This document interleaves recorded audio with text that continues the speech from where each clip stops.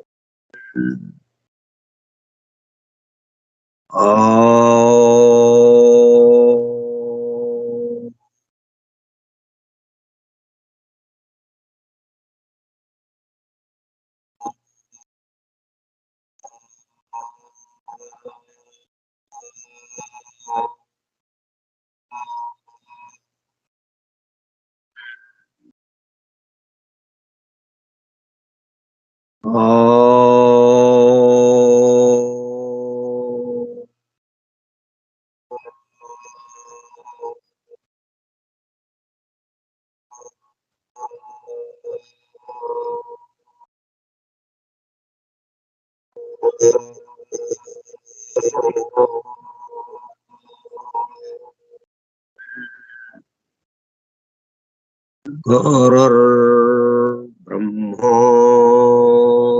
గురుర్ విష్ణు గురుర్దేవో మహేశ్వరః గురు సాక్షాత్ పరం బ్రహ్మ తస్మై శ్రీ గురవే నమః.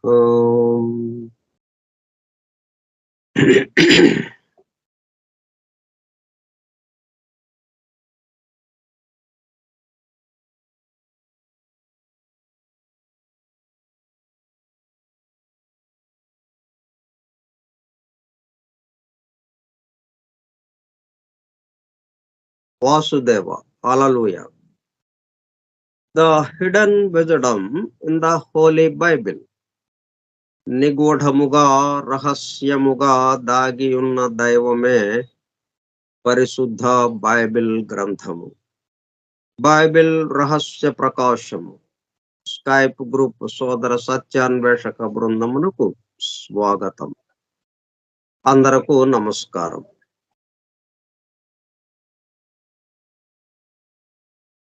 మనం పవిత్ర గ్రంథాలని చదివే తీరు,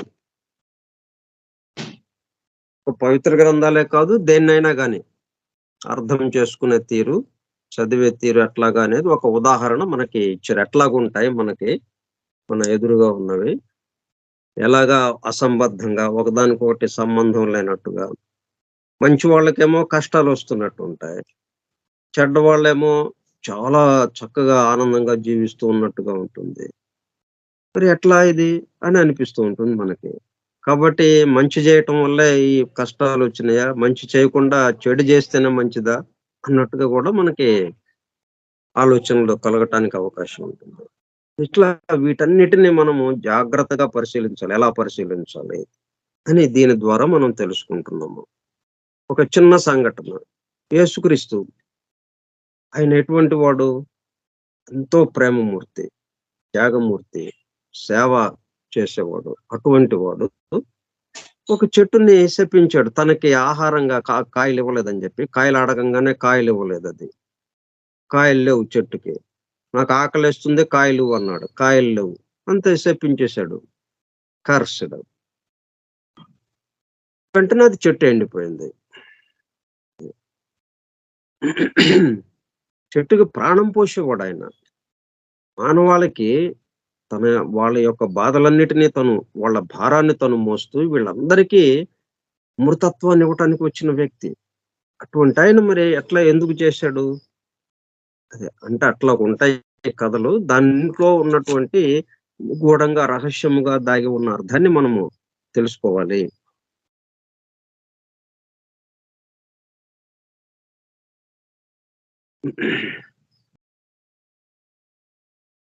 Here, omitting details and interpretations. ప్రస్తుతానికి దాని గురించిన వివరణ మనకి అందివ్వటం లేదు. ఎందుకంటే given later in this work, తర్వాత ఏదో సందర్భం వస్తుందో ఆ సందర్భంలో పూర్తి వివరాలు, పూర్తిగా దీంట్లో ఉన్నటువంటి నిగూఢంగా రహస్యముగా దాగి ఉన్న అంతరార్థాలు అవన్నీ కూడా నేను అక్కడ వివరిస్తాను అని చెప్తున్నాడు. ఇక్కడతో ఆపుతాను. అయితే ఒక మాట, ఈ ఈ ఈవెంట్స్ అన్ని ఈ జరిగినటువంటి సన్నివేశాలతో కూడుకున్నదే కదా, మొత్తం చారిత్రక సన్నివేశాలతో కూడుకున్న గ్రంథము, ఉపదేశాలతో కూడుకున్నది. ఈ సన్నివేశాలన్నీ ఏంటి చెప్తున్నాయి మనకి అంటే, in time and place than enunciations of eternal and universal laws. శాశ్వతంగా ఈ సృష్టిలో ఉన్నటువంటి, విశ్వంలో ఉన్నటువంటి శాశ్వత ధర్మాలకు సంబంధించి ఈ సృష్టి ఏకత్వం నుంచి అనేకత్వానికి వచ్చే క్రమం ఎట్లాగా ఉంటుంది, మరలా అనేకత్వం నుంచి ఏకత్వానికి వెళ్ళే క్రమము ఎలాగా ఉంటుందో వాటికి సంబంధించిన విషయాలు ఇక్కడ తెలియజేస్తూ ఉన్నాయి. ఇక్కడ ఏ సంఘటన తెలియజెప్పినా దానికి సంబంధించి ఏదో ఒకటి అనుబంధంగా ఉంటుంది ఇది. Here, omitting details and interpretations given later in this work of the many symbols employed. ఇప్పుడు దీంట్లో ఏమేమి ఉన్నాయి మనకి, such as the deity, Christ, his son, the disciples, the people, the soil, the fig tree, fruitlessness and stagnation. ఇన్ని విషయాలతో కూడుకుంది చిన్న సంఘటన. అక్కడ శిష్యులు ఉన్నారు, డిసైపుల్స్, అక్కడ జనబాహుళ్యం ఉంది, ప్రజలందరూ అక్కడ ఉన్నారు. ది సాయిల్, నేల ఉన్నది. ద ఫిగ్ ట్రీ, ఆ నేలలో నుంచి పెరిగినటువంటి మొక్క, అంజూరపు చెట్టు ఒకటి ఉన్నది. ఫ్రూట్లెస్నెస్, కానీ కాయలు లేవు. అంజూరపు చెట్టు ఉంది కానీ దానికి కాయలు లేవు దానికి. అండ్ స్టాగ్నేషన్, అంటే నిలిచిపోయింది, అభివృద్ధి నిలిచిపోయింది, కదలకుండా ఉంది అన్నట్టుగా. ఇట్లా ఈ విషయాలతో కూడుకుని ఉన్నది మొత్తం కూడా. దీన్ని జాగ్రత్తగా మనం వివరించుకోవాల్సిన అవసరం ఉంది. ఇదేంటి ఇట్లాగా ఉంది అని అనుకోకుండా ఇట్లాగే ఉంటాయి. ఎందుకంటే సృష్టికి సంబంధించిన రహస్యాలు కూడా అలాగే ఉంటాయి. వాటిని అర్థం చేసుకోవాలంటే ఈ కథల్లో నుంచి మనం జాగ్రత్తగా ఆ మర్మాన్ని కిట్టుకుని ఆ క్లూని మనము తెలుసుకోవాలి. Simply put,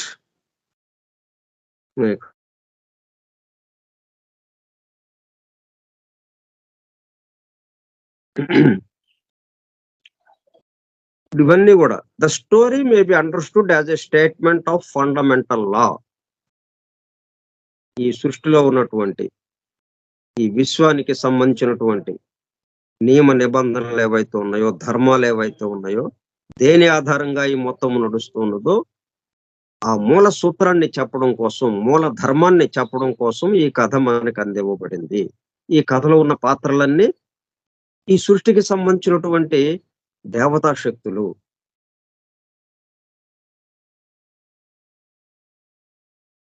The story may be understood as a statement of fundamental law. Simply put, this law is that if all living things and beings, including races, nations and men, అంటే ఏంటి ఆ ధర్మము? If all living things and beings, ఈ సృష్టిలో ఉన్నటువంటి సమస్త జీవులు, ఇక్కడ నివసిస్తున్నటువంటి ఈ సృష్టిలో నివసిస్తున్నటువంటి, అది ఏ లోకమైనా కావచ్చు, అన్ని లోకాలు, జీవులు, ఆయా లోకాల్లో నివసించే సమస్త జీవులు, including races, nations and men. మనం భూమి మీద తీసుకున్నప్పుడు ఈ మూల జాతులకి సంబంధించి అనేక జాతులు ఉన్నాయి, అలాగే అనేక దేశాలు ఉన్నాయి.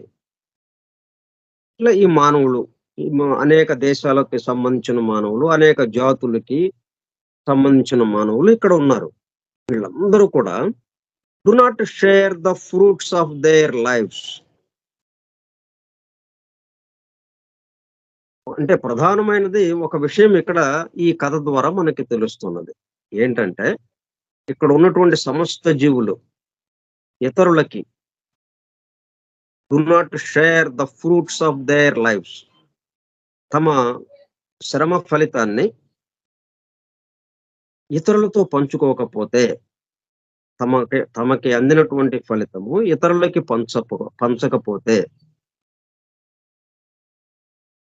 డు నాట్ షేర్, ఇతరులతో పంచుకోకపోతే, ఇతరులతో భా భాగం కాకపోతే ఏమవుతుంది?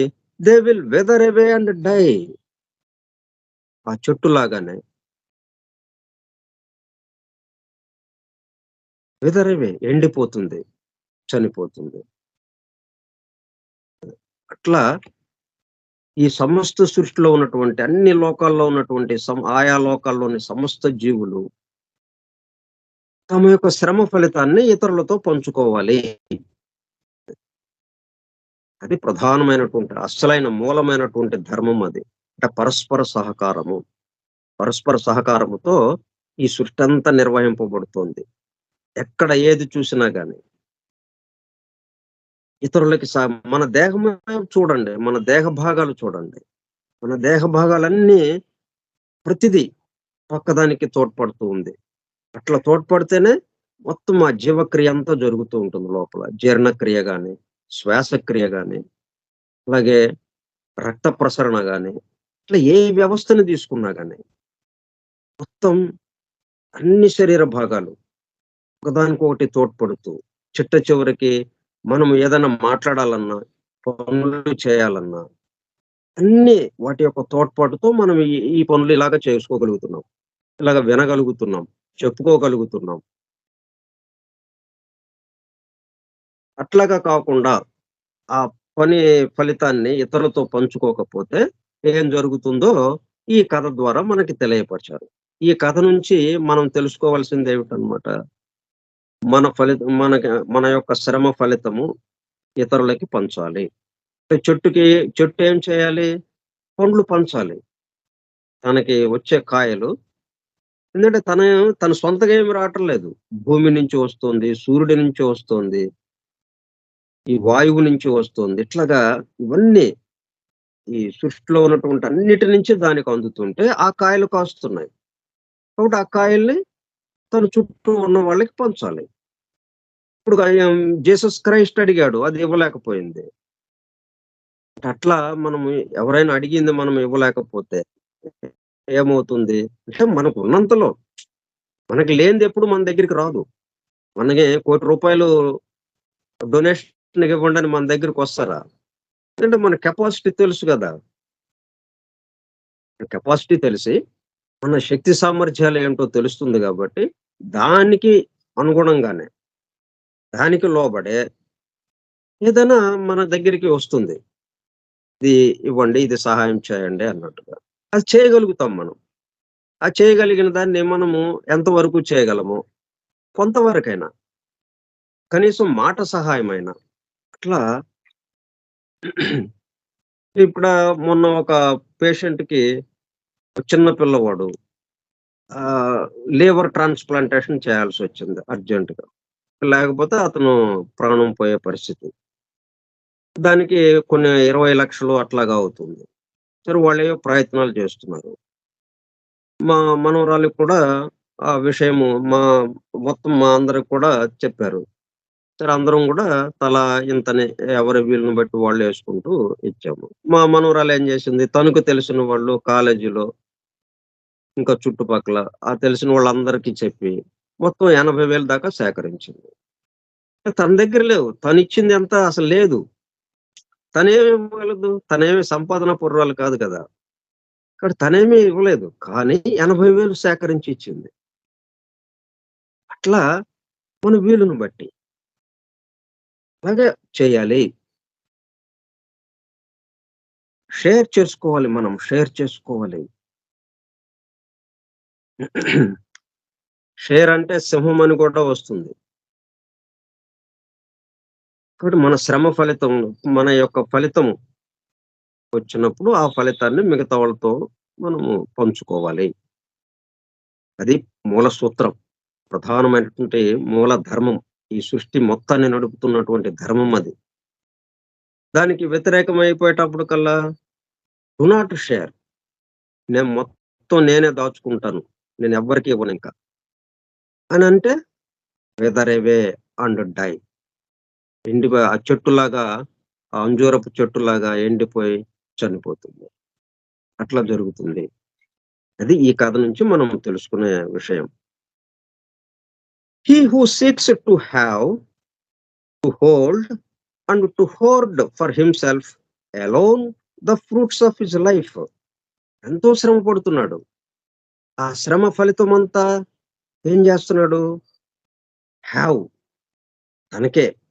టు హోల్డ్ అండ్ టు హోర్డ్, మొత్తం దాచేసుకుంటున్నాడు.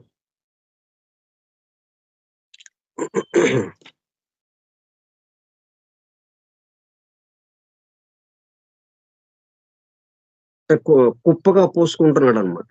అక్రమంగా నిల్వ జేయటం. అంటే తనకు అక్కరలేకపోయినా గానీ దాన్ని నిల్వ జేస్తూ వస్తున్నాడు. కూడబెడుతూ ఉన్నాడు. ఫర్ హిమ్సెల్ఫ్, తన కోసమే. మొత్తం తన కోసమే. జీవితమంతా ఎంత శ్రమ పడ్డాడో, ఆ శ్రమ పడినందువల్ల వచ్చిన ఫలితమంతా కుప్పబోసుకుంటున్నాడు బాగా. For himself alone the fruits of his life, his outer possessions, his discovered wisdom, truth and power, giving nothing to others. ఇతనికి ఏదో అందొచ్చు. ఆ పాత క్రితం జన్మల యొక్క వికాసానికి తగ్గట్టుగా ఏదైనా కొత్త కొత్త విషయాలు ఇతనికి అందొచ్చు. అందిన విషయాలన్నిటిని కూడా జాగ్రత్తగా దాచుకోవటం. ఎవరికీ తెలియకుండా ఉంచటం. ఎవరితోనూ షేర్ చేసుకోకపోవటం. Giving nothing to others. తర్వాత చివరికేంటనమాట, ఇతరులకి తను ఇచ్చేది ఏమీ లేదు. ఇతరుల నుంచి తను తీసుకునేది మొత్తం. ఇతరుల నుంచి తను తీసుకోవడమే గాని, ఇతరులకి ఇవ్వడం అనేది లేకుండా జీవితాన్ని గడపటం. That man will inevitably find that, అటువంటి మనిషి ఏం జరుగుతుందనమాట, తప్పనిసరిగా ఇనెవిటబుల్లీ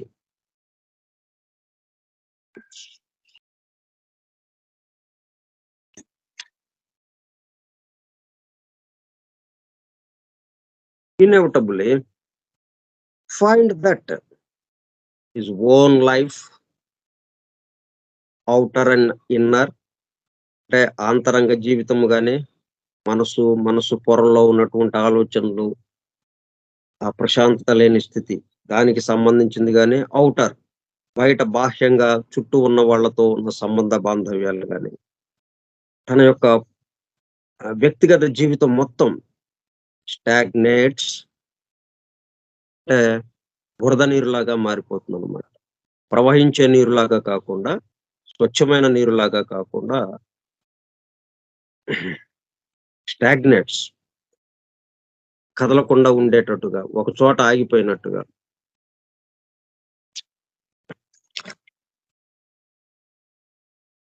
ప్రవహించకుండా నిలిచిపోయినటువంటిది, కదలకుండా ఉండిపోయినటువంటిది. ప్రవహించకుండా నిలిచిపోతే ఏమవుతుంది? మురుగునీరైపోతుంది. మొత్తం అన్ని రకాల జీవులు చేరతాయి దాంట్లో. అట్లాగా, అంటే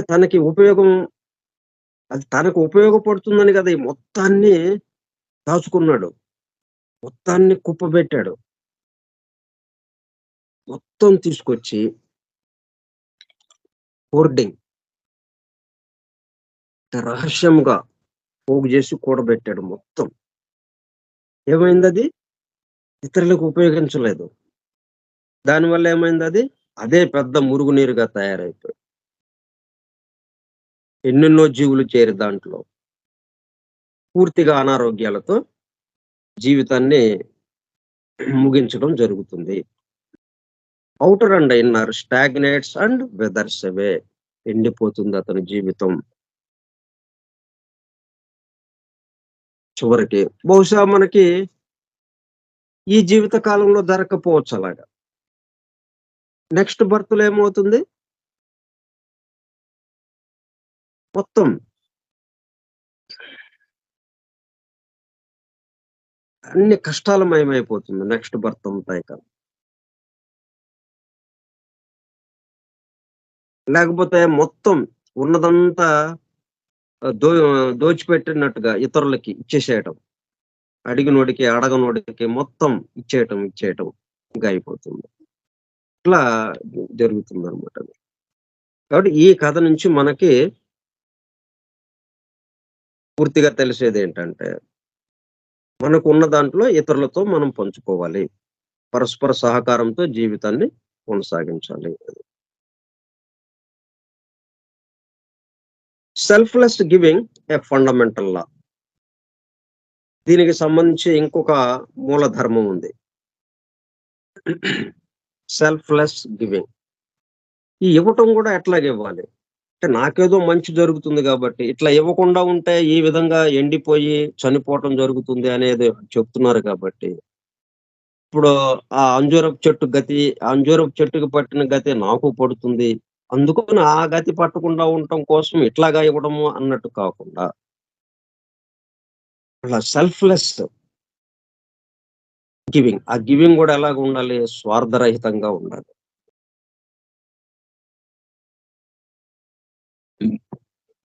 సెల్ఫ్‌లెస్ గివింగ్. అంటే ప్రతిఫలాపేక్ష లేని, నిస్సంగమైన ఆ పద్ధతిలో మనము ఇవ్వటం అనేది ఉండాలి. అది గూడా మనకి ఈ, ఈ విశ్వంలో, ఈ సృష్టిలో ఉన్నటువంటి ప్రధానమైన మూలధర్మాల్లో అదొకటి. Selfless giving. మొత్తం మానవుడు తప్ప మిగతా అన్నీ అదే చేస్తున్నాయి. ఎవ్వరిని తీసుకున్నా గాని. సూర్యుడు, చంద్రుడు, నక్షత్రాలు, గ్రహాలు, ఋతువులు ఏటిని చూసుకున్నా గాని ఇవన్నీ ఇవ్వటం. గివింగ్. గివింగ్ గూడా ఎట్లాగా? Selfless giving. వాటికి అది తప్ప ఇంకా ఏం తెలీదిక. ఇవ్వటమే తెలుసు అంతే. ఎందుకోసం అన్నది గూడా లేదక్కడ. అట్లాగా జరుగుతుంది మొత్తం ప్రకృతి అంతా, విశ్వమంతా. మన దగ్గరికొచ్చినప్పటికల్లా తీసుకోవటం అనేది ఒకటి ఉంది. సరే అట్లా కాకుండా ఇవ్వటం గూడా ఉన్నప్పుడు, ఏదైనా ప్రయోజనాన్ని ఆశించి ఇవ్వడము అన్నట్టుగా గూడా ఉంటుంది.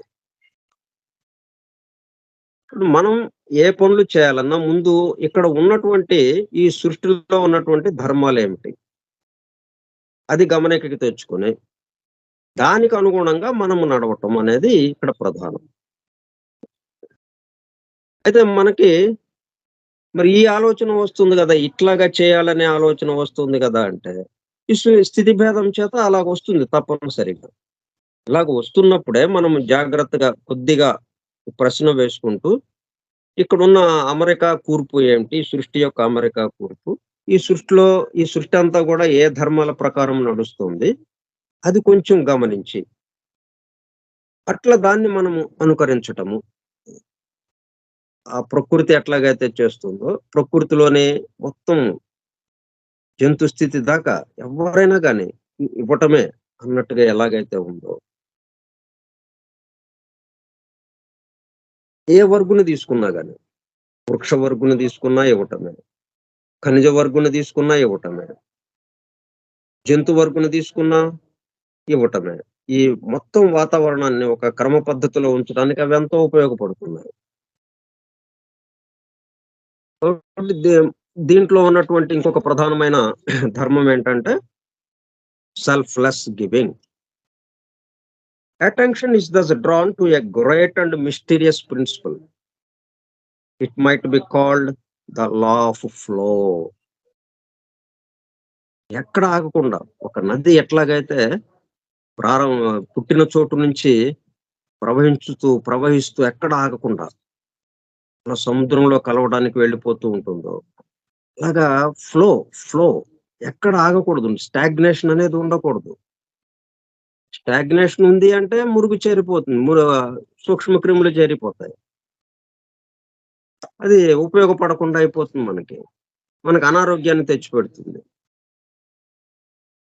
ది లా ఆఫ్ ఫ్లో, ఆ ప్రిన్సిపల్, ఆ సిద్ధాంతం ఏంటన్నమాట? The law of flow.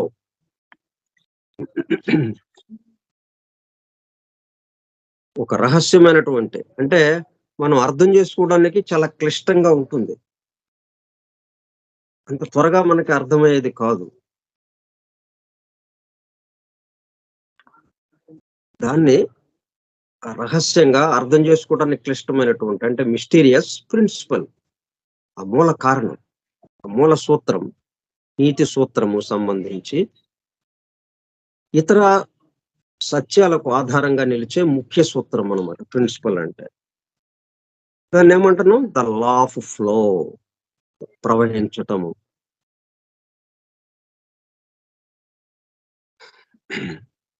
పారటం. ఇంక ఆగటం లేదక. వెళుతూ ఉండడమే, వెళుతూ ఉండడమే. Which is give to live, share to enjoy, serve to unfold. కాబట్టి మనం జీవించాలి అంటే, మనం ఇతరులు చుట్టూ ఉన్న వాళ్ళకివ్వాలి. చుట్టూ ఉన్న వాళ్ళకిస్తే, మనం చక్కగా జీవించగలుగుతాం. అలాగే షేర్ టు ఎంజాయ్. మనం ఆనందించాలంటే, ఇతరులతో మనం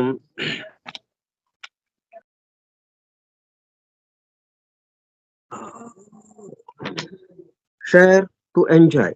ఇతరులతో పంచుకోవటం. Serve to unfold. మనం సేవగా మన జీవితాన్ని కొనసాగిస్తుంటే, మనం ఈ బంధాల నుంచి విముక్తవుతూ, మనము వికసించటానికి, పరిపూర్ణులుగా మారటానికి అవకాశం ఏర్పడుతుంది. Serve to unfold. ఇప్పుడేమైంది? మనం ముకుళించి ఉన్నాము. అనేకత్వం అంటే ముకుళించి ఉండడం. ముకుళించిన స్థితి. ఇది లోగా వికాసం చెందాలి.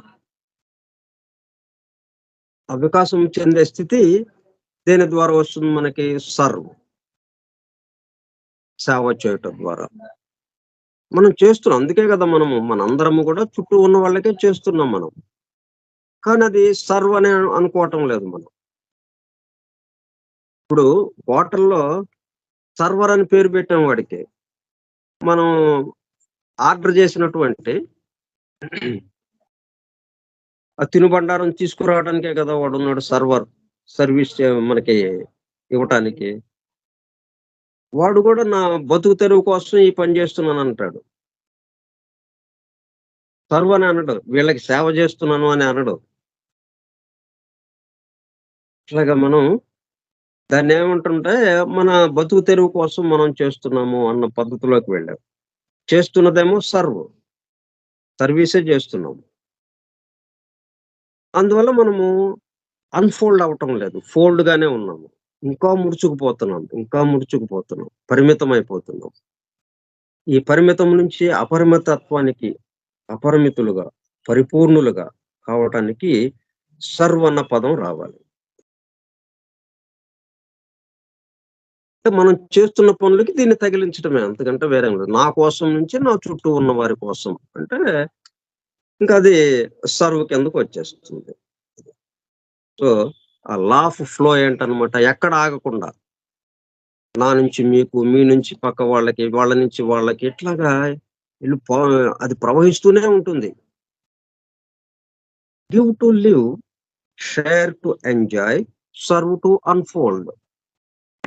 ఈ 3 కలిపి ద లా ఆఫ్ ఫ్లో అనే ధర్మంగా, అనే ముఖ్య సూత్రంగా ఈ విశ్వంలో ఉన్నది. అదే ద సెల్ఫ్‌లెస్ గివింగ్‌గా. This is the ideal of selfless giving. ఇది ఈ సెల్ఫ్‌లెస్ గివింగ్ అనే ధర్మానికి సంబంధించిన భావం. ఆదర్శము. భావనాత్మక పరిపూర్ణ ఆదర్శం. ఐడియల్ అంటే. In obedience to which there is not loss but gain. కానీ ఇట్లాగా ఈ చుట్టూ ఉన్న వాళ్ళకి ఇచ్చుకుంటా పోతే మరి నాకేంటండి? నాకు నష్టం గదా! అన్నట్టుగా మనం భావిస్తాము. కానీ విచిత్రమైన విషయం ఏంటంటే ఈ సృష్టిలో దేర్ ఈస్ నాట్ లాస్. ఎక్కడ నష్టం లేదు. కానీ బట్ గెయిన్.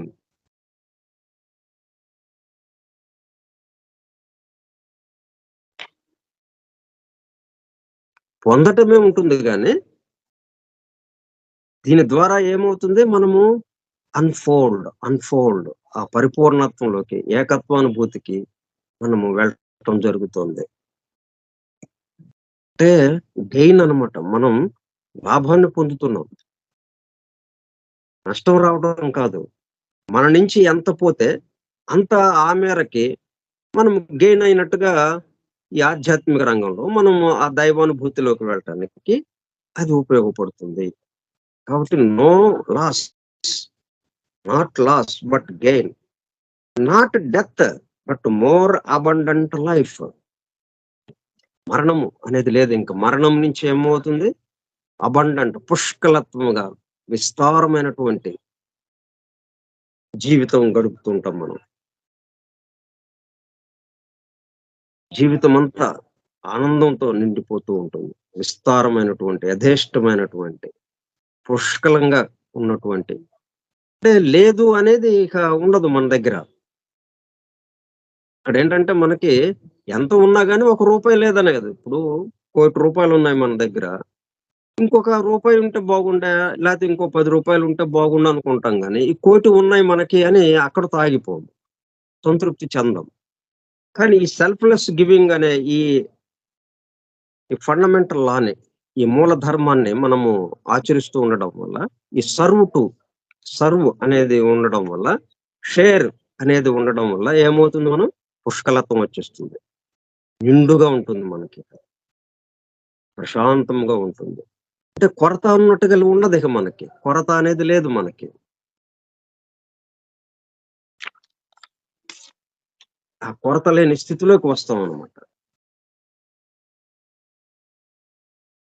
అంతకుముందు ఎంత ఉన్నా గాని కొరతే. సరే లేకపోతే అసలు ఇంకా కొరతే అనుకోండి. ఉన్నది. ఉన్నదిగా ఉన్నప్పటికీ కొరతే. ఇప్పుడు ఉన్న ఆశ ఒకటే, లేకపోయినా గాని, ఉన్నా గాని, లేకపోయినా సరే నిండుగా పుష్కలత్వంతో ఉంటాం. నిన్న పరస్పర సహకారము. మనము ఎ ఎట్లాగా ఇతరులకేం చేయాలి? ఇతరులకేం చేయాలి? అన్నట్టుగా అలాగా వెళ్ళిపోతాం మనం. మిగతా విషయాలు మనం రేపు చెప్పుకుందాం. స్వస్తి ప్రజాభ్యః పరిపాలయంతాం న్యాయేణ మార్గేణ మహిం మహిషాః గోబ్రాహ్మణేభ్యः శుభమస్తు నిత్యం. లోకాः సమస్తాः సుఖినో భవంతు. లోకాः సమస్తాः సుఖినో భవంతు. లోకాः సమస్తాः సుఖినో భవంతు. ఓం శాంతి శాంతి శాంతిః. ఓపికగా ఉన్నటువంటి సోదర సత్యాన్వేషక బృందమునకు ధన్యవాదములు. Thank you all. హల్లెలూయా.